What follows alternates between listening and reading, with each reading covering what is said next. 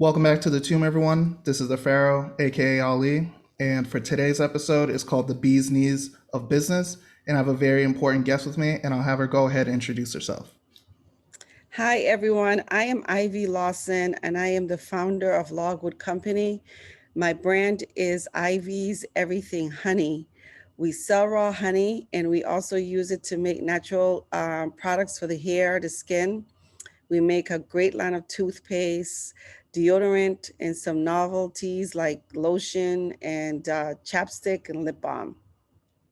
Happy to be here. Happy to have you here. So, for the first question, I wanted to ask, when did you start your business, and how did you come to the decision to begin your business? Sure. So around 2007, I was working for IBM. I'm an engineer by trade. I've been in engineering for about 19 years. I've worked in manufacturing engineering, and then I pivoted and went into software development. And I was working for IBM. I was not having a really good time in corporate America. And actually, I love engineering. Just the where I had some challenges that I didn't like, and I didn't like where my career was going. So I decided that I was going to sell my house, which was the biggest bill that I had, my mortgage. And in the process of trying to get my house together for sale, I discovered that I had a bee infestation in the crawl space of my basement. And called the fire department. They brought in the beekeepers. They were able to rescue millions of bees. I was able to try raw honey and really liked it. About 2 weeks later, I'm speaking, as I'm packing up my home office, I came across this card, and it belonged to this entrepreneur that I had met 7 years prior and have not really engaged in any conversation between the time I met him and when I was going to call him. So I came across his card, and I gave him a call. And in our conversation, almost the second sentence, he asked me a strange question. He said, "Do you like honey?" And I was puzzled because, that was so random. And I said, "Well, I just had a bee infestation. So I got a chance to try it. And so the answer is yes." And he said, "The reason I'm asking you is because I would like you, if you're really serious about this entrepreneurship stuff idea, I wanted you to see if you'd be interested in going to Jamaica and conducting a feasibility study for me." And, I was kind of intrigued because I thought the universe had just brought this together. First, I had a bee infestation. Then I have this random guy asking me if I liked raw honey. And so I did go to Jamaica. I went several months in a row on my own. And then in 2008, I moved my two younger boys to Jamaica and started beekeeping. And I really just never looked back. Mhm. So, with the decision to move, like, why was he particularly trying to start in Jamaica with the honey? So yeah, that's a great question. We both have parents who were from Jamaica, and we both had an affinity to the island. We wanted to go back and, see what we can do to really kind of, bring some business to Jamaica. And not only that, because a lot of people leave those islands, they come to US and they just, settle here and never return. He knew when I met him in 1999, we had a long discussion about that very topic. And he was the one that said, "You should be an entrepreneur." But being an engineer, I just didn't want to take on that task. It's a male dominated field. And I didn't see myself creating a business as in the engineering arena. But we both have parents from Jamaica, and we wanted to, return and do something for the island. Okay. And I know that you said that you worked for. Did you say it was Raytheon, correct? That you worked. That's correct. Uh-huh. So, have there been any skills from your previous jobs that like you've helped incorporate into being an entrepreneur? Another great question. Yeah, I don't think that I would have persevere, have gotten as far as I gotten today if I didn't take that route. We talk about transferable skill. I worked in manufacturing, and so producing honey, jarring it, understanding quality assurance, quality control, understanding FDA regulations, and all those. That's a skill I took from Raytheon, from IBM organization, understanding finance and money, and how to like supervise, and how to you know uh, complete task on time, and in a manner where it goes through smoothly. Those skills, I definitely got those skills from being an engineer. Yes. Mhm. And because one of the things that I remember is it was the wooden, I guess it was like a wooden spoon. It was the one that you engineered yourself, where you would just dip it in, and based off of the honey just adhering to, well, not adhering, but um, Yeah. attaching to the spoon, it would measure up Yeah. to a was it a teaspoon or? I had two of those. So my father passed away before I decided to do this.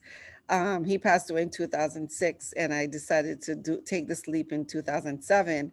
But my mom was still alive, and she was very, very disappointed in my decision to go off on my own, and even to like become, bee farming, beekeeping. So she was not on board with that at all. And so I designed what's called a drizzle stick, and carving. It's a honey drizzle stick, basically, and from the bottom of the stick to the where the last drizzle, circle ended, it was supposed to give you one complete tablespoon. And I designed a smaller version that would give you a teaspoon. Mhm, So I remember doing it, and I named those two contraption after her. Her name was Mabel, and I named them after her. And I showed it to her. I said, see, I'm using ingenuity to do this because it's mhm. kind of fun, and people would think it's interesting. So, yeah. So you do kind of use what and what you're good at. And so just even designing that drizzle stick was a lot of ingenuity. It took a lot of ingenuity to perfect it. So yes. Yes, because I remember when you told me about that, it was just because it's something that it looks so simple, but there was a lot that went into it. And it's just like I have so much more of appreciation now, like for it, because, like I said, some people will look at it and be like, "Oh, it's just a drill stick." It's like, but do you know how much math and like how much testing goes into actually finding out how much you're actually going to Right. get from that? And that Yeah. was just one of the things that I saw that was transferable from your other Yep. jobs. Lots of iterations. And in every product that I make, the scientific research and the development from that, from all the products that I make. And I want to emphasize that everything that I sell, I made, I developed, nobody kind of helped me put these together. I basically research ingredients, and it takes a lot of science. There's science behind how formulation work together, how ingredients work together to formulate something that produce effective results. So yeah, but the drizzle stick, it was like many, many nights of carving and iteration, just with a little knife, not even with a real mold, but Mhm. just with a knife, just carving, and then testing and carving some more and testing to see if this works. So yeah, it's not that wasn't easy. And then what you do after that is you bring it to somebody who has a wood carving or a mold, who can make a mold, and we just spit them out. And so I still have a person who has my mold and can make those. Can Yeah. make some And more. it earns. Okay. Yeah. Um, so I guess for the people that are listening to this that want to end up becoming their own entrepreneur, and then kind of in the field that you're doing with like hair products, you also have a toothpaste, and also with food. It's like, what are some of the red tape that they would run into, like in terms of like the FDA or proving like safety and things like that, and Sure. patents. Sure, yeah. So it's not an overnight success. You know, Chantilly, I've been at this for a minute. And when I first started, I said, how difficult could it be? I'm just gonna give everyone a honey and they're gonna love it and I'm gonna sell it. And that's far from the truth because essentially what happened is, people have to understand your brand. They have to understand that you're credible. And, so starting a business is good. And I encourage everyone to do it as a side hustle. I don't say give up sure for unsure. Don't just jump in it unless you have proof of concept and it's going to work. And somebody, it's just one of those things that work. I always think of there when I was younger and having kids. I always there was a company who came out with this thing, a sticker that goes on the back of your car that said "Baby on board." And I think I read his story or whoever came up with that they made off of millions. They sold it for maybe 7 to 14 million dollars. That's a one hit wonder. It's like you lucked out. People wanted that. It's cute. It was that kind of a novelty idea, and you could sell those, get them, spit them out from China for like pennies on the dollar, and then sell them for, you know even if you sell them for $2 3, you're still making a great profit. Yes. um, but realistically, own entrepreneurship does not work like that. So, even though we all want to be business owner and we see the pretty part of it, because nobody gets to know you until you're really making money, Mhm. until you're like you've established your brand and it's out there, and then people start recognizing, especially if you make your stuff is good. So what I focused on when the beginning was mastering the craft of producing really good products with great ingredients and make it irrefutable. You cannot say it didn't work, right? So if it's a toothpaste, and it's not a honey toothpaste, by the way, because what I have done is scientifically remove or extract those properties of honey, anti-inflammatory, anti-bacterial properties of honey, and combine it with other natural ingredients such as cinnamon and olive oil, and so in miswak, natural peppermint, to make a toothpaste that works, right? So it does take some, some iterations of going over and over. So I encourage everyone to get it, to do their side hustle, but don't think that it's going to be an easy train. And I think what's important as an entrepreneur, and I'm way past looking back. I've made it over over where I'm now reaping the benefits of, hard work I put in. But I think we shouldn't like confuse, if you don't like it, you're not going to persevere, right? Because there are times when I've done stuff that I really didn't want to do, but I looked at how much I love the concept of my business. So I just powered through it. And I'm so glad I did, right? Mhm. You're not going to be able to do that if you don't like the outcome of what your expectation, of what it is that you're doing as an entrepreneur. So please make sure you like your hustle. Not like it, love it. It's like the best thing since apple pie. Make sure it's like that kind of love, um, before jump in with both hands, feet, legs, everything. Everything. And so I guess what I'm hearing is that like that's whatever you start your business with, like that needs to be the thing that motivates you to get out of bed. So like even like you said, on those rough days where you don't want to get out, but because of what you love, it's like it's not it's not a job anymore. Right, exactly. And I would add that I would say more than 50% of entrepreneurship are making it is tough. I would say more like 70% is really tough, and 30% is where you see, wow, that this is rewarding and I love it. And I'm glad I stuck to it. So if you don't do that 70% of roughness, you're not going to make it. You know what I mean? To get to the 30% of, I did it. I stuck to it and I'm happy now. You're Mhm. not going to make it. So yeah, I say that to people all the time because it's not easy. Okay. And so another thing that I kind of wanted to touch upon is that uh, I don't want to. I'm trying to think the best way to say it, but I'll just say it. So, like they say, like the majority of like black businesses don't make it past like the 2 3 year. I think it was like the 2 3 year mark, and then once it like after that, I think it's like 80% within 5 years done. So it's like, what have you done to stay successful and beat those numbers? Right. So, first of all, black-owned businesses, we are at such a disadvantage because, nobody takes us seriously, number one. And I was talking to a guy last week in a meeting, a white gentleman, and he said to me, they say no to white guys too. And I had to remind him that you might get a hundred no's. I'll get 1,000 no's, and 900 of 1,000 is because I'm black. The 100 that I get is because legitimately they don't, they probably feel that this is not worth a Mhm. yes. And whether it's bank or investors, angel investors, or even just like, trying to get a few bucks to get to the next step, and people just don't believe you. So, so that's clear with black owned businesses. You're not going to be taken seriously.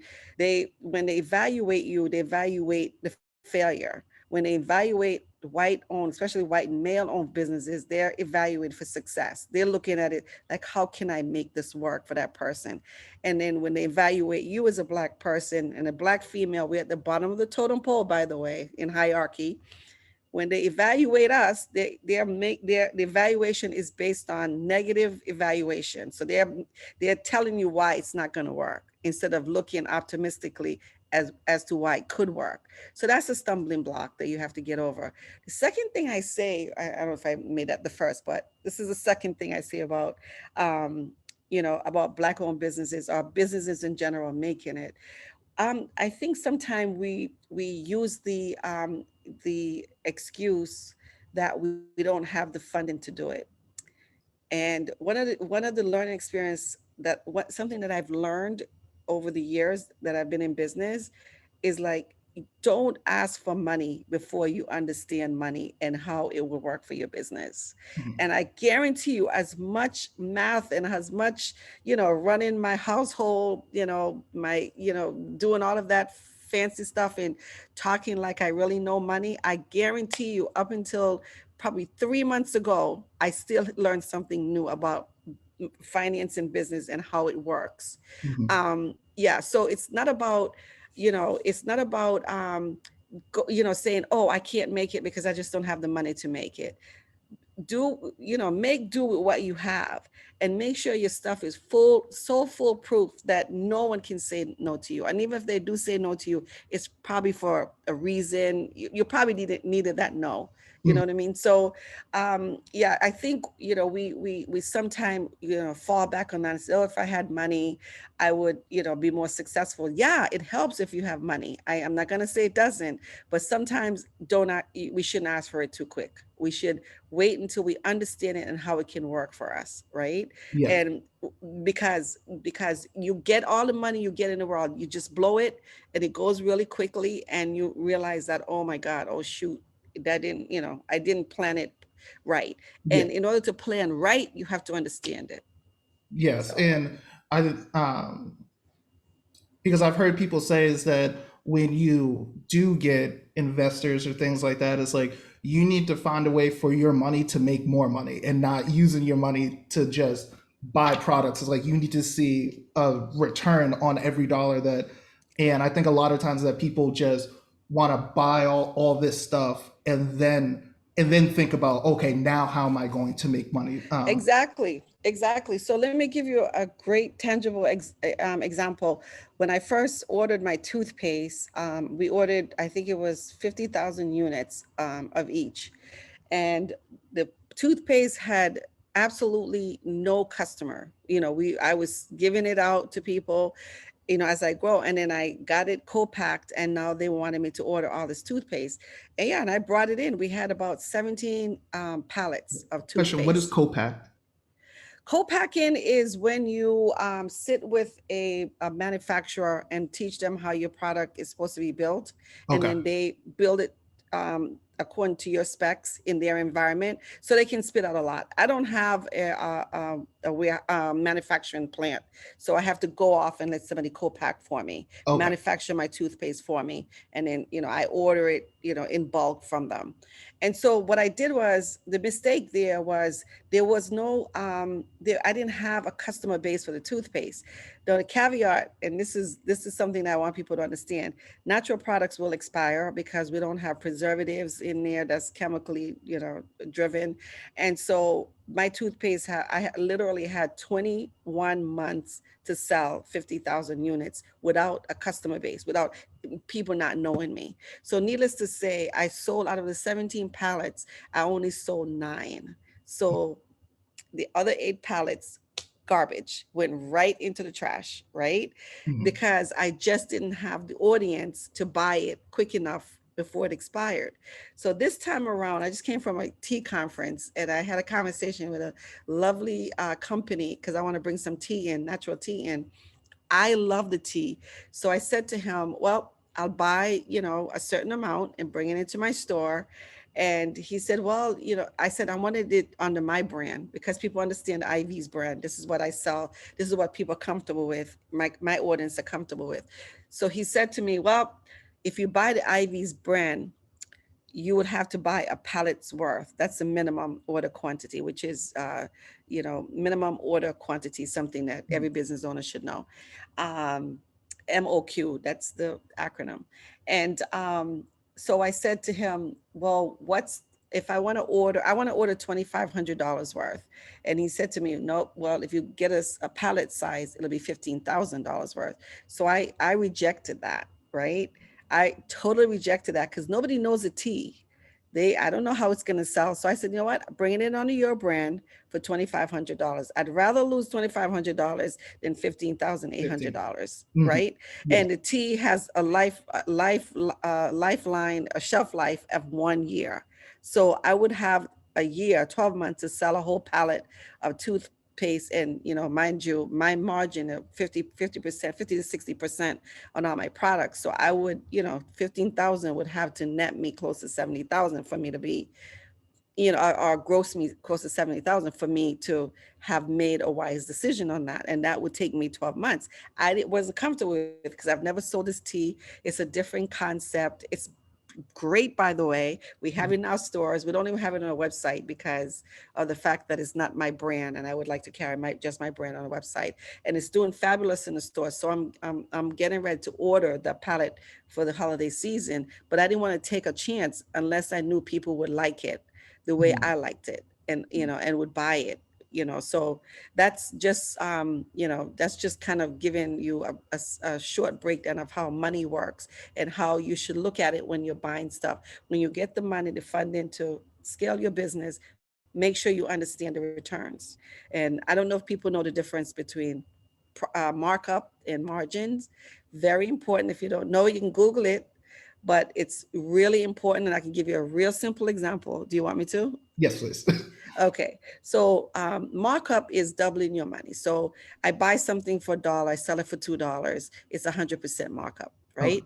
Mhm. But it's only 50% margin, right? No investor looks at markup. They don't care, because you can buy something for $1 and mark it up to $5, right? Oh, hold on one second. Yeah, so it's very important to learn the difference between margins and markup. Um, And you said that no, with in the example that it is with the $1, making it for $1, selling it for two. That's 100% markup, but it's a 50% margin. Right. So the equation goes like this: what you pay for, what you're selling it for. This is Mhm. margin. What you're selling it for minus what you bought it for. So if I'm selling something for $2 and I bought it for $1, and then you divide by what you're selling it for, that will give you the margin. And Okay. the opposite. So cost. So what you bought it for minus the cost, what it cost you, divide by the cost, is markup. Okay. So that's how you do the calculation. And that is really important. A lot of entrepreneurs don't really know that. They have not grasped that concept. And so they think, oh, I can buy it for 50 cents and sell it for $1 and I'll be good. Or I can buy it for $1 and sell it for $4 and I'll be good. That's not necessarily how, investors, or how the numbers should be looked at. You should look at the margin. What is going to be my margin? And Mhm. our margin for my product line is just about everything is over 50%. And the reason being is because for the honey, since it's a product that is predicated on pollination and bees, good season. Sometimes we have good season, other times we don't have good season. So that cost goes up and down very often. So we that margin is not as good as we would like it to be, like the other products. So there's an offset there. So Okay. yeah. Okay. And you ended up saying that when investors look at it, they don't look at markup, they look at margins. So, Hmm. um, as someone who would want to start getting into uh, entrepreneurship, how how would they go about getting investors? And So different types of investors, because I think I heard you say angel investors. I have no idea what that is. right. So they are angel investors. And I think the way I would describe angel investors is like a community of investors. Some of them pool their money together. Others just have money and they want to, grow, help a small business get on its feet. And then you have venture capitalists, where it's kind of like a bigger, scope. You raise seed money, you have like initial offering and you go up, and then that's when you have like a valuation of your company to see how your company is performing amongst other company of similar products and so on, and then and look at trends Mhm. and what direction is the natural products, for example, the space that I'm in, going in. And then they That's break kind it of down like a even. Shark Tank, like Yeah, so I think owner. I think people say Shark Tank's a tank of VCs, but I think they're like angel investors. To me, they're like angel investors. I don't know, but yeah. So yeah, that's and when I early on, about 6 years ago now, maybe 5 years ago now, when I finished my development and went to my co-packers and said, I have three co-packers right now, one for my skincare, one for the toothpaste, and one for, actually four, one for the skincare, one for the hair care, one for the toothpaste, and one for the deodorant. So I Mhm. have four co-packers. So when I went to the first two, the skincare, the hair care, and actually the first three, and the toothpaste, I didn't have the money, because once you get your products in a co-packing environment where somebody else is doing it for you, they're gonna want volume. They're not gonna run you like a 500 and said, here, I'm happy. They're not gonna set up their machine, especially with my products. Sterilization. You have to do some, really prep to get my products because it's made naturally. So you have to get all of the chemicals out of the machines, and so setup time, is a little bit tough. And so they want to run like hundreds and thousands of units because that's how they save money. And so once I had it in the co-packing environment, then I didn't have the money to buy volume. So luckily for me, and I'm so grateful to this guy, I'm not going to call his name because he doesn't like to be put out like that, but he was a former IBMer, and he was my first investor, and he's an angel investor. He invested 100,000 in my company. Now I think it's 5 years now, for 5%, ownership of my company. Mhm. And that's also important. And I'm going to say this because I think your audience might be of color. And because a lot of people get into this trap where they don't understand that you shouldn't give away any percentage of your company for like $5,000. I still own 90% of my company. So I gave away 10%, and one of my son owns 4.5%. So, I still not basically in the family Mhm. 94.5%. Yes. At this stage, that's really good because I didn't give it away my company frivolously. I would, there's debt and there's equity. Do you want to give away debt, give away equity, or do you want to accumulate debt? Debt is just a loan. You Mhm. pay it off, they go about their business, buy, see you later, they make their interest, and they go about their business. Equity, they stay with you forever. They own that portion of your company forever, as Mhm. long as you're in business, right? And so the more successful you get is a bigger chunk of money they have in your company, or the bigger stake they have in your company. So, I say that because I know many businesses who started the same around the same time I did. They have really watered down their company where they own like 30% because somebody else owned a bunch of people, Ray, Pookie, everybody in their family Mhm. owned 70%, owned 70% for like chump change. Mhm. So that's really important. Try to hold on to your equity.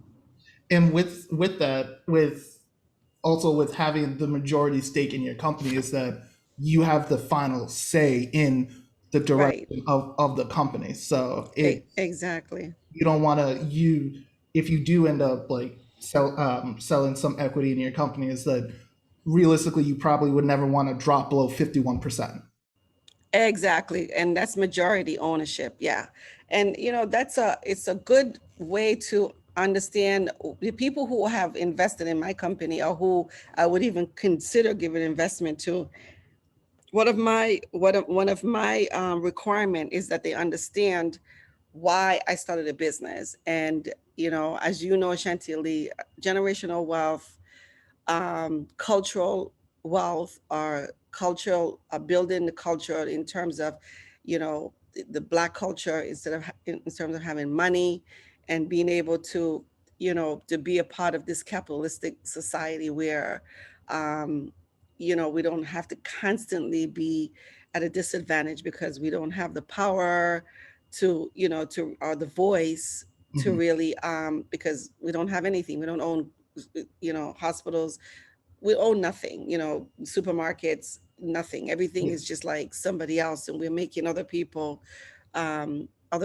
wealthy, and their families are all set, and we are still struggling. So anyone who I even would consider taking an investment from have to understand my mission and the purpose of me even starting this building business. I could stay with corporate America forever and just kind of, I was making good money at IBM. So I Mhm. could have stayed and just try to move up the ranks. But I didn't, I don't think that just, working for a corporation and just going on a vacation for 2 weeks out of the year is my fulfillment, what fulfills me. So I wanted to travel, and I want to make sure that I leave my kids with, some solid foundation so they can build on and keep going, and they leave their families, and we build other families into. For example, I want to just interject because I just opened a store in a mall, and no one in the store is getting minimum wage or less. Mhm. Everyone is making between 22 to 33% over minimum wage, and these are the sales people. And then our executive team is very, very competitive, because I truly believe that you can do it and still have a lot of money to buy your big house, your yacht, your big Yes. cars and everything, and you can still treat people fairly. So that is one of my missions. So I don't want somebody to invest in my company and say, "What, you're paying that person so and so," Like and we can make more money if we just cut if we just pay them right at minimum wage. Just like, but that's not right. a living wage for these people. Exactly. No one should be full time in this company and have to take a second job to make ends meet, or to pay their bills, or to go on a vacation, or to buy a nice house. No one in my company, the way I see it, should have to go through those type of challenges just Mhm. because, somebody on the top is, taking home, the billions of dollars, millions and millions of dollars. And you're only a human being. Yeah. You're no superhuman. I think it's just so funny. You can only wear a pair of shoes at one time. You can only drive one car at one time. You can't, you know what I mean? It's like there's no sense in me hoarding and having people having to work like two jobs to make ends meet. That's not going to happen in my mind, in my company. I might be a little bit, I don't know, what do you want to say? Just like too optimistic, but this is the type of company I want to run. No, I don't think it's optimistic. I think it's definitely it's ethical entrepreneurship because um, And like it's hard to ask someone to care about working at your company if this company isn't providing me with the things that I basically need. So now I have to have a second job. It's like, so I'm not going to be able to give 100% to this job because I have another job that as soon as I get off of job A, I have to run, grab a bite to eat, and then go to job B. So Exactly, exactly. Yeah, I mean, I see it that way as well. I mean, I don't want people to have to make up stories. Why can't I come to work? Because my kid is sick, and then, they feel like it's between my sick child and this job. you mhm. know it shouldn't be like that. So each of the stores, I'm making sure that there's some redundancy, so there's always somebody I can call in to fill in for folks. I mean, you shouldn't be abusive about it either, but I think people in general understand that if I'm making good money and I can take care of myself and my family, I'm not going to screw my employer, because they're the one who are assisting me in being able to live this way. So yeah. Yes, and I think that for the most part, for most people, is that if you treat them ethically, like they will act ethically towards you. Sure. And Yep, definitely agree. Yeah. yeah, it's about treating people like human, like you said, treating people like human beings. And I think a lot of the time when with this capitalistic system is that the workers are just kind of seen as uh, disposable. Is that Right. there's someone else that will take your job, and it's like, so I don't need to treat you like a human being. You're working for me. You're supposed to just be bringing me money. I don't have any obligation to you. It's like, but from what you're saying is that the way that in which you run your company is like you have an obligation to me as a employee, and I have an obligation to you as the As an employer. It's like, employer. Exactly. Yep, that is exactly my point. And and again, going back to building Black culture and generational wealth, that is the forefront of why I'm doing what I do. and I kind of wanted to ask you because sometimes you will like with black businesses. I've heard this from black business owners, and then I've also heard it from black people within the community that sometimes when they do try to go to like black businesses, they'll complain about the price or they'll complain about something else that whereas if you went to any of these other stores, like you're getting Yeah, the same thing. It's kind of the old thing. It's like the white man's ice is colder. right. Exactly. You know what? My price is my price, and I will gladly say the same for you, boo. I have said it before. I mean, I think, it's just the conditioning that Mhm. we have gone through. And it's like, it's weird because nothing is expensive if you can afford it, in my opinion, or if it's a benefit to you, right? So I'll give you an example. The other day I went to Shaw's supermarket and I bought a loaf of bread, and I didn't look at the price. I'm not a bread eater to begin with, but it looks interesting. It said something like French artisan bread, something like that.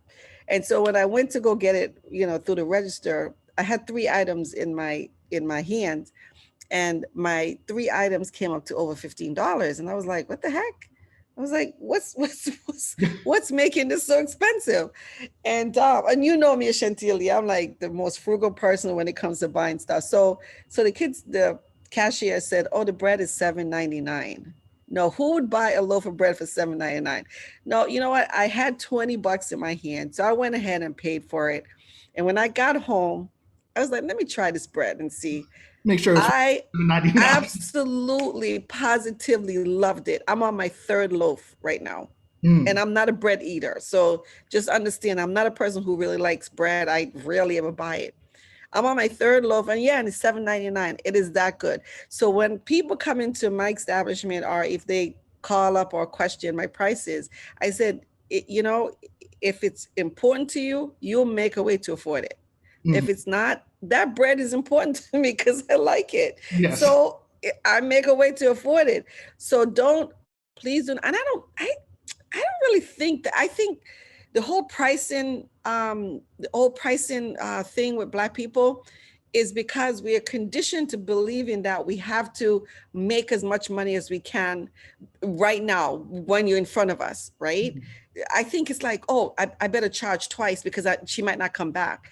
I am not like that. My prices are very competitive, and I feel that you will come back because you like the stuff. And I would say I had a lady came into my store day before yesterday, and she was buying the skincare, which is not cheap. And I said to her, I please go to Macy's or go to Nordstrom and compare the prices for serum and whatever, and you'll see that mine is 50% less expensive with better ingredients than theirs, right? So I am trying to, I set prices that I think that I need to make some, I need to continue this business. Yeah. So I am not gonna cheapen my stuff because you feel that I should be. I'm a price insensitive type business. That's why my market is Whole Foods. That's why I don't have my stuff in stores like Walmart and even CVS and Target, because that the skincare would never fit into that on that shelf space. Mhm. Maybe Walgreens, but not those other stores, because my least expensive item in the skincare is $27.99, and Okay. it's worth it. It's the Mhm. rosehip oil. It's all organic and it's worth it. So I wouldn't go after those brick and mortar because I feel like people would be like, what? But I would go after Macy's and I would go after Nordstrom. I would go after Sephora and I would go after, because people are willing to pay a little bit more in those environments. But so I think that the whole idea, the concept of black folks come in and say, oh my gosh, she's really charging a lot, is twofold. One is because they think that the person who's selling want to make as much as they can because they feel like they don't have another chance. That's not me. I'm gonna be here for a little while. Yeah. My business will outlast me any day. I know that, right? And the second thing is, it's like that sisterly love. Come on, you know how it is with us. Well, I'm like, this is not for you. Come back when you have the right amount of money. But that part I have to like say, you know what? Put my hand up. Say, I can't do this, right? Mhm.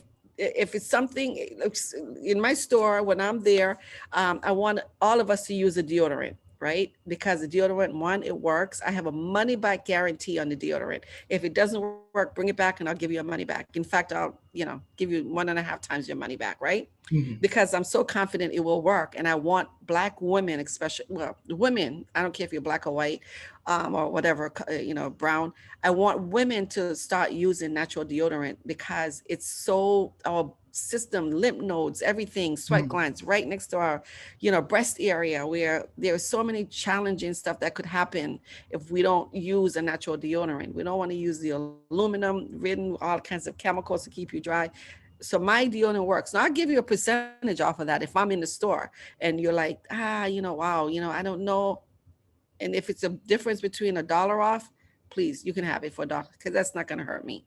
But Mhm. in general, my prices are my prices. And that's what I was gonna ask you is that have you I'm sure you have, but like with your storefronts and things like that, is like people coming in, it's like, oh sister, like let me get that family discount. It's just like I don't know you. Yeah, yeah, and you know what? That's over exaggerated. I think that's kind of a misnomer. I mean, or what do you call it? But that's exaggerated. Because I don't get many black people who ask me for discounts. I really do not. Okay. I don't. I cannot say that's an experience that I get, from the folks that come into the store. First of all, maybe because they don't even know I own the store, so they don't even bother. Mhm. So, and I don't go off and claim, oh, I'm the owner. Yes. So especially in the mall. So, when they purchase, I say, okay, come back again, black owned. They're like, wait, that's you? I have a picture up now and it doesn't even look like me. So that's good. That's you. And they're like, whoa, so I think that's kind of exaggerating saying that black people ask for discounts all the time. Cause I don't think they do. That's just my experience. Okay. Because I just know that I have some friends that like when they tried to start like their own businesses and things like that, it's like maybe not strangers, but definitely like their family and friends were asking them. It's like, oh, this is good, but can can I get it for 50% off? And it's like, but if you're trying to support my business, it's like Right. pay the full Yeah. price. That's why like with Yeah. any time with anyone in the family is that if they start a business, they might offer it to me, but I tell them it's like, no, what is the retail price for this? Because Right. I Yeah. appreciate the gesture, but like if I were to go to Walmart or something where your products are sold, I can't get the discount there. It's like, so I'm going to give you what is owed to you. Right. Yeah. And yeah, that's a good point. Thank God my family don't shop. I think they shop they shop online, but they don't shop in, they don't come see me in the store. But um when I first started, I almost 100% refused to give a discount because I'm like, I ain't making no money. I need all this money to keep this business going. Now I'm in a little bit better position. So there is an employee discount, and I do have a friends and family because there's some people who have just been friends that that I have in my life who have just been there for me. So I would never let them pay full price at this stage in the game where I'm on, I'm in an upward swing, and we're doing pretty well. The company's doing well. So I will, definitely take some money off just to because they've been there for me. So, but in the beginning, I was like, no, you pay what you pay, and I learned that from going to networking with white business owner. Believe me, they're like, Ivy, why are you talking about giving discount? No, let them pay. So I learned that from those business owner who I see excel, and they're like, no, this is the price. So Mhm. come back when you have the money. Yes. And it is what it is. And that's the, especially I've I've sent a lot of people to either your website. I told a decent amount of my friends like since your store opened up to go there.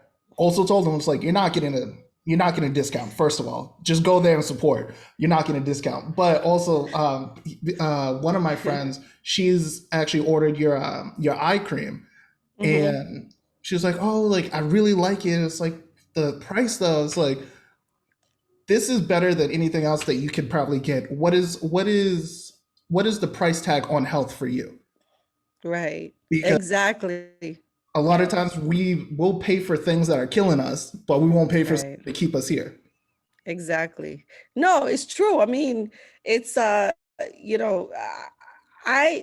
it's really like I said, that's my motto is nothing is expensive if it's worth it to Mhm. you.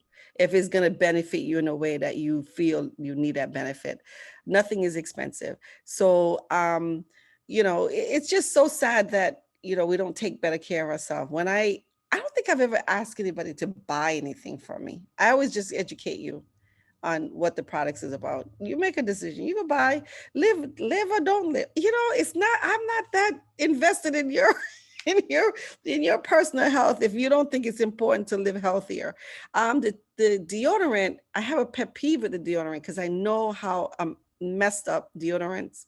Mhm. So I'm a little bit more sensitive about that because I think that's so easy to take care of, right? And even if you don't buy my natural deodorant, go buy somebody else's that works, right? Um, but so I would be a little bit more lenient with that, but everything else, hey, this is luxury. One of the problems I think with Black female is that stupid idea that Black don't crack, which is ridiculous. Mhm. We age, skin is skin. Yeah, melanin makes it a little bit more A little resistant bit to more resistant. Yeah. yeah, to wrinkles and so on, and we age a little differently, but I guarantee you we crack. Mhm. Age is age, skin is skin. And so that I have to get over that barrier. So my skincare is my audience is mostly white female for the skincare, which is really sad because you know I see Black young 30, 40s, 50s, and 60s have these crazy bags on their eyes and Mhm. dark rings under the eyes. And I know my stuff would work. And I see their face is not hydrated. It's really dry, even though you have lots of melanin, and you're looking fantastic. Your skin It's dry. needs, and I see like, yeah, it's dry. It needs hydration. And Manuka honey in the skincare will help that, right? And I see people come like yesterday in the store, this young lady came in and she's beautiful, but her skin was so damaged. And I was trying to explain to her that if she buys nothing else, at least a cleansing gel, because it's very honey concentrated, and it doesn't have any soap in there to dry out your skin. But she had blotches everywhere, and she's quite young. So, I was even a comp hers. I have this mud that is not even on the market yet that I was going to bring her some. So she said, okay, I'll be back. And she never came back. I really walk around with messed up looking face. That's your business. It is, it is Mm, your, I'm trying to help you here, so I'm not, so yeah, we need to get out of that idea that black don't crack and that our skin, we don't age, because we do age. We mhm, do. Yeah. mhm. And my customers who are black, who uses my stuff, I can tell immediately when I see them. I know when the ones who uses it on a regular basis, I can tell immediately. And people compliment me on my own skin. They're like, yeah, you really have nice skin. I use my stuff. Yeah, Like, yeah, I use my stuff. I take care of it. It's like I've put value in my yeah. own health, Right. so I know what it's worth. So that's why, Yeah, yes. yeah, yeah. Uh, I use my stuff every day. Every day. What I sell is what I use. I wanted to ask you because of your products and like how well they work. Have you had issues with people trying to replicate or do like knockoff versions of it? And if so, it's like, can you like patent some of your products or all of your products? Yeah, so that's a great question. Yeah, and I've had some issues so far, especially with the toothpaste. But I did Amazon have this program called Amazon. It's called Transparency, and you can use it anywhere. So I went through that whole setup, Mhm. and so now my next set of products that come in will have on the barcode or on the QR code would be authentically Ivy's. So when you scan it, it will tell you that it's an authentic Ivy's product. So yeah, I mean the toothpaste is like, it's one of those disruptive toothpaste, especially one with the miswak. And Mhm. people will come, you know how I feel about teeth, and I have good teeth. I can't lie. My teeth does not show my age. It does. It doesn't. And so, people will say, well, yeah, I mean, I'll buy it because if you're using it, and I guarantee you, I swear on any Bible or whatever that I do use my toothpaste. I've never used a whitening. And so I believe in this toothpaste. And I've not had a cavity since I've been using it, the toothpaste. So it works for me, and I believe it could work for you too. If you just brush twice a day and floss at least once. That's what I say. Mhm. But yeah, so I am a true testament of my products because I think I have good skin, good hair, good teeth. So, and I don't smell. So have you um so can you the products that you have, are you able to file like a patent for them or like do something with like intellectual property so that people can Yeah. Yeah, I realized I didn't answer the question. Yeah, so the only one that I can develop an intellectual property, my logo is all it's mine, and that's all trademark internationally. It's tough to do that on this type of products because what happened when you patent these things, the patent only lasts for a certain amount of years, whether it's like, I don't know, 14, 20 or whatever, and it becomes, open source.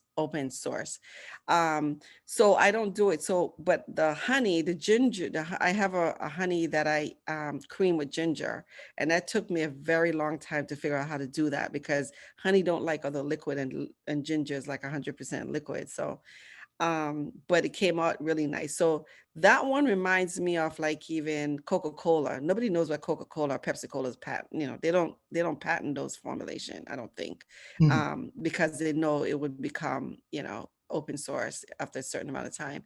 So I'm not nervous about people making exactly what I do. I'm, I think once I build a really good brand, that people will just look at the brand and say this is good. I saw somebody on Facebook with the cream floral ginger honey, and I was like, you got to be kidding me. So I just have to depend on my brand, and that mine is better, and I would be like, buy both of them and see which one tastes better. I think mine is pretty good, so I'm not worried about people stealing the idea. It's a big pie, I just Mhm. need, I just need $1.5 billion that's lived. Just a little slice of Yeah, 1.5. exactly, exactly, exactly. Yeah, so I'm not gonna waste time. Even going to co-packers, they have the cost of analysis, they have all of the formulation, they have how it's put together and so on. I'm not really worried about that. And definitely, I think it's my bias, but I think you should definitely patent that honey jerk. I know, yeah, I know, but that honey jerk, you can't even patent it because of the fact that it came through Walker's Wood. That was Mhm. the original company who put it out there, and everybody has their own. I know you love mine. I know, but Yeah. everyone has their own little spin on honey jerk, and I don't think you could even, file a Patent. patent for it. Yeah. Yeah, because it's Yeah. it's it's just a matter of how you put the ingredients together. You know what I Yes. mean? So yeah, I don't even think you can do it. But thank you. No Yeah. problem. I'm always gonna plug the honey jerk when I can. I know. That's all you sell when you sell with me. I've sold other things. It's just I've become a better salesman when I'm talking about the honey jerk. Yeah. Yes. I'm like, we have no more honey jerk. Yeah, because that's all the Chantilly sold. Yeah. But just have a couple more questions, so then I can let you Okay. go. So within the past year, a lot of we saw a lot of businesses struggle because of the pandemic. So I'm just kind of wondering, it's like how has like this past year and the pandemic like affected the things that you've been Yeah. doing? All right, that's another great question, and I'm gonna tell you, I literally thought I was gonna be out of business in March of last year. I gave up. I was like, I have done enough. I can't do this, and it was because our toothpaste was doing so well on Amazon, and then we had no more toothpaste because we ran out. And when I didn't have the money to even put a down payment on the next order, so I met this person and in Canada, and she was able to help me out. But the toothpaste did not come in until late August, so we lost all of that audience. And so I just really had to like kind of just kept the faith. And so Hmm. what we did was what we had or what we could, what we had coming in was the honey. So what the pandemic did, and I don't know, people, probably say that this is not, I can't prove, but I know that the carbon footprint was down and I know that vegetation was happy and I know that bees were happy. Hmm. So we were selling, I mean, people turned to the honey. We just kept advertising it on, not big money advertising, but on Facebook, on IG, and other places. And people bought and bought and bought and bought. We sold so much honey that it was like, oh my God, I can stay in business. Oh my God. And so, and not only did they buy honey, when the toothpaste came in, it broke the website. So we had a couple learning lessons, get away from that other website, Wix, that we were using. We needed a more robust platform. So we Hmm. went over to WordPress. So now we're better off than we were. And we know now that we don't have to, we have, 30 products in the lineup that you can force people, kind of, challenge people to go to this one, buy this one. I know we don't have the toothpaste, but look, the honey's here, or the Hmm. skincare is here, or the hair care is here. And so once people started buying one type of product, they tried others. So the pandemic, to the end of the year, I'm telling you, I, I was never in a better position, never in a better position of all the years I've been in business, because Hmm. people, whether, I mean, with the George Floyd situation, people acknowledging Black-owned businesses. I tell you, they did not disappoint. They really patronized my business and bought stuff. And we were sending out, we couldn't even, I used to mail out stuff. I had to get a whole fulfillment center because I couldn't keep up with orders. So I had my friends come over to help me. So I am gonna say that the pandemic was horrible. I have close friends who died and who got very sick, but it was the best thing for my business. It Hmm. just it's I hope people don't take that offensively, but just the awareness and just the knowing that these products were there, people were trying them and saying, oh, I decided to try you. People were on the internet more. They were buying more, from the website and just trying things. And I just think it was really good for me. So we got through it unscathed. I mean, really in a good position. And um, and I think that part of it, like you said, is that a lot. Well, because everything was on quarantine, people were inside more, and since you already had a website up and running and supply chain to actually get it out to people, it's like that. That's kind of what it Right. was. And so, like you said, I don't want people to take the wrong, like interpret it the wrong way, but it's like when you look at Amazon, Amazon did better just because people couldn't go outside, so everything was being Right. delivered. Right. Like I think it was like Walmart, like Kroger, Public, Yep. like they implemented delivery services, and Yep. that's how they were able to kind of keep the money coming in. So yeah, I think Yeah. it makes sense because of the fact that you had a infrastructure set up, that it wasn't only just storefront sales that you were doing. Exactly, exactly. And really great advice from advisors and business owners who have made it, who told me just use a platform that you have, your website, Amazon, use those and push those. So that's what I did. And you know what? I was a little bit fearful in the beginning of the pandemic. And once I got over my fear, because I just kept traveling. I was like, I gotta go. And so I flew more last year than I did in all the times that I've had my business. And I'm not bragging about it. I was careful, Mhm. but as long as there was an airline to take me where I needed to go to continue my business, I just took the risk and thankfully I didn't get COVID or get sick. But yeah, so I just pushed through hard. Mhm. Yeah. Well, I'm obviously happy that that was like you were able to get through that, because a lot of businesses and a lot of black businesses were really either hurt or they had to end up closing. And when I was reading something, part of it was because of the fact that they didn't have an online presence, That's right. Yeah. and that really hurt a lot of black businesses, like with DoorDash and things like that, like with black restaurants, is that they weren't Yeah. on these apps. They didn't even have a way to set up like to get on the apps, Exactly. so that Exactly. these other restaurants were just kept going, blowing the other ones out of the water. And it's like, and Yeah. there's a lot of reasons behind why they didn't have it. Mm-hmm. I think that's Yeah. that's a whole nother conversation. Right. No, I mean, as a business owner, I want to just say this real quick. You really have to look at multifaceted, multi-way. There's not one way to get, something to work. There's other ways to get it to work. And so from my experience, what I did was we had an online presence and we had a brick and mortar. That didn't work out so well, but I kept with the online, the online store. So we were ready. And what made me realize that, people were noticing my company is when the toothpaste came back in, and I sent out the flyer saying, "Oh, the toothpaste is back in," and people were ordering a toothpaste. 15 toothpaste every minute was being ordered, Mm. and it broke the site.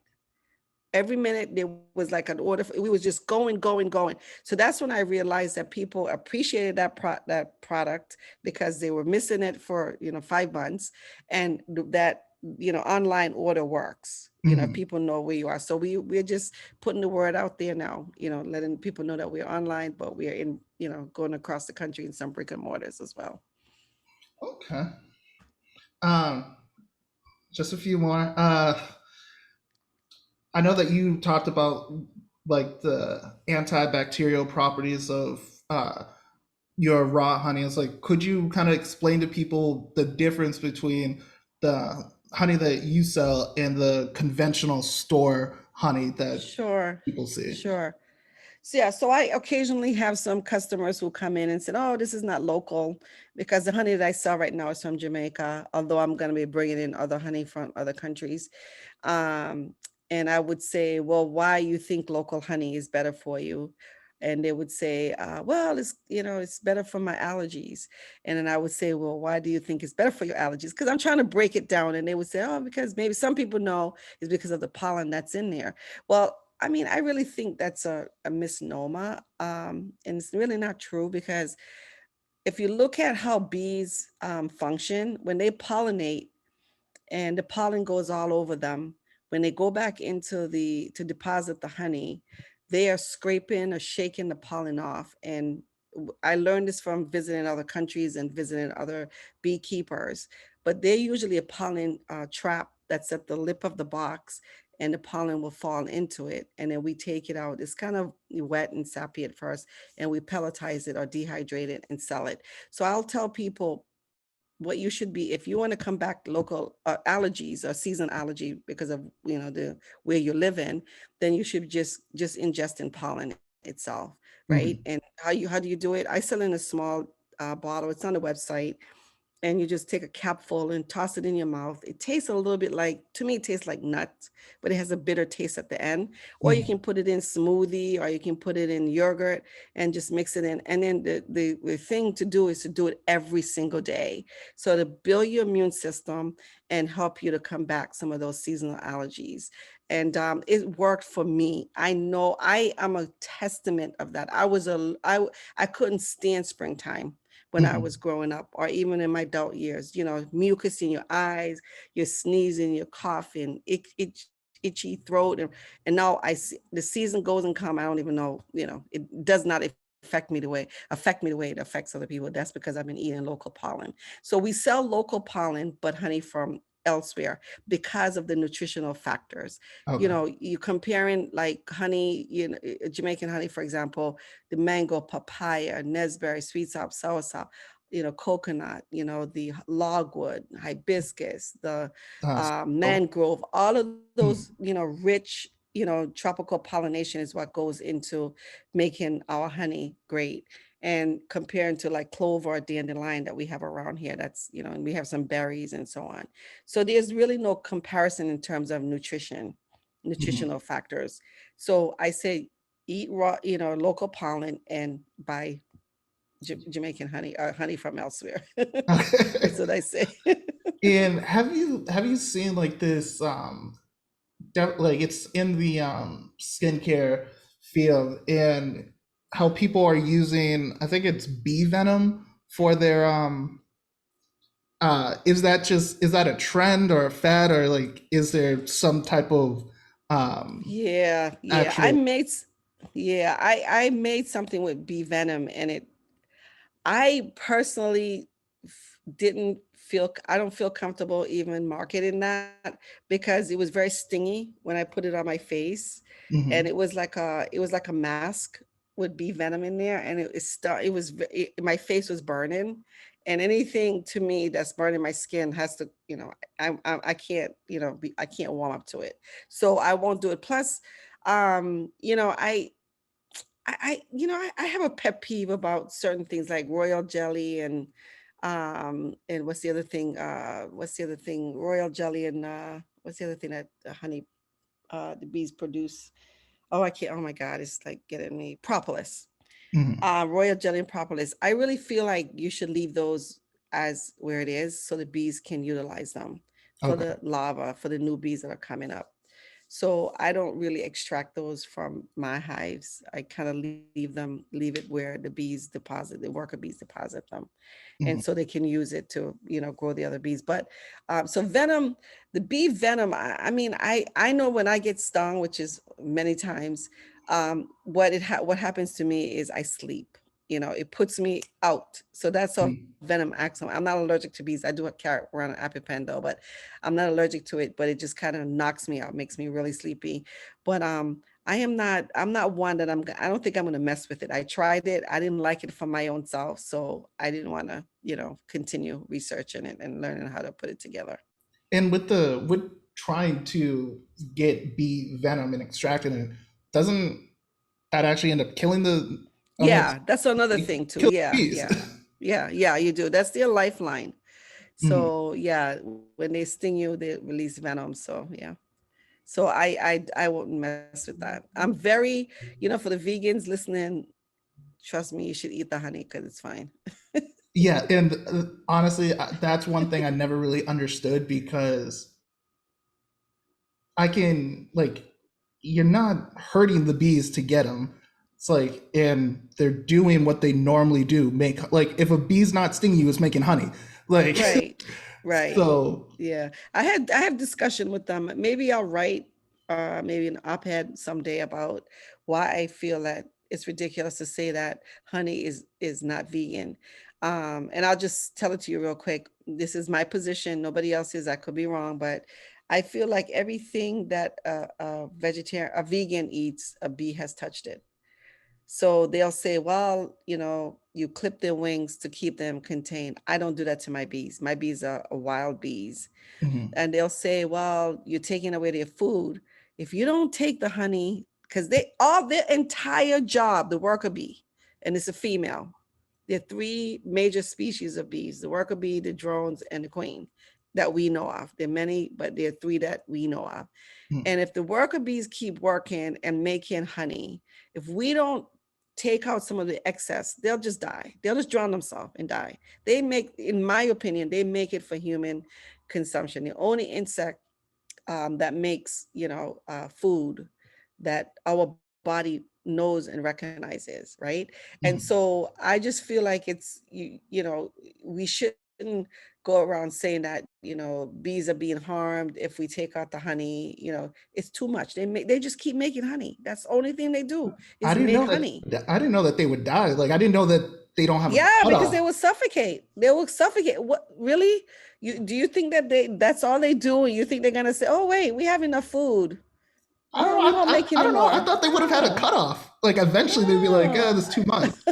no, no. Okay. They just keep making. So in my hives, I don't know how everybody else does their thing, but in our hives, we leave enough food for them to be able to eat their own, what they produces, Mhm. right?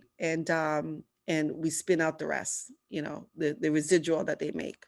And Okay. I believe that they make it for human consumption because it's the only sweetener your body recognizes and don't have to do extra work to process, right? Every other Mhm. sweetener they have to figure out, well, where does this go? What do I use this for? Oh, so not honey. And you have never seen a fat honey bee. Yeah. It's supposed to be used in moderation. I know I say these little things because Yeah. I've never seen one. They all look skinny to me. Well, we're working all day making honey. Don't to not drown. Right. That's uh, true. but I want to I'm gonna let you go, but I want to give you like about 30-45 seconds so that you can just tell people where to go to get your products. This episode is going to be airing. Let's see, August 10th. So Oh, okay. so I know that you're in the midst of setting up another store. So um, Yeah. want to let Yep. you know when it's going to air so that if you want to let people know when it airs, where they can Yep. go. Absolutely. So, again, we sell online on our own website, Ivy's Ivyees, and it's just Ivy like poison ivy, Ivy. E as in egg, E as in egg, and S. So it's Ivy Bees without the B. How is that? .com. That's the website. And we also sell on Amazon. We sell on Macy's platform. We're on Kroger's platform. We're in a store chain called Fruitful Yield in suburbs of Chicago. We have one store in the South Shore Plaza Mall, Braintree Mall in Massachusetts right now, that just opened. We're opening another store in the DMV area, Maryland. It's called Montgomery Mall, Westfield Mall, and we're getting a. I'm going to look at a store in Westchester County, New York, on Thursday. They have a spot there that I might be interested in. So those are the three spots that we might do something in Natick, Mass. I'm not sure if I'll have the time. And the problem is really just hiring, people. I'm trying to, staff these stores with people of color. So, we have the opportunity to work. And so that's my big challenge right now. So, Mhm. um, but we'll at least have 3 stores before the end of the year. Okay. And then are you on social media? Yeah. Oh yeah. Follow me on Ivy's is the main IG thing. And then I think there's a Ivy's healthy teeth that you can people tend to like that one because I talk about the toothpaste on that page. And then it's just Ivy's for Facebook and Ivy's Honey for Twitter, which I don't use Twitter at all. So, and you can, look me up on LinkedIn. On there too. It's Ivy Lawson. And so, yeah, so we are all over social media. I'm trying to learn TikTok in the real. I don't know. I'll probably do some videos on that. I'm Oh, not really like I am not a video person. So we did hire somebody to help us with those social media. So okay. hopefully you'll see more of us on there. Okay. Well, I'm keep a gonna do a lookout for the TikTok video TikTok. with yeah, look, I do one with the bee stinging me or something. I don't know. People tend to like pain, you know. Yeah, that's true. Well, thank you Yeah. again for sitting down and talking to me. Yeah. Thank you, my nephew. I appreciate you asking me. Of course, of Yeah, course. yeah. Love you Uh, much. well, everyone, that has been another episode of Tomb Talks with the Pharaoh, and I'll see you guys next week.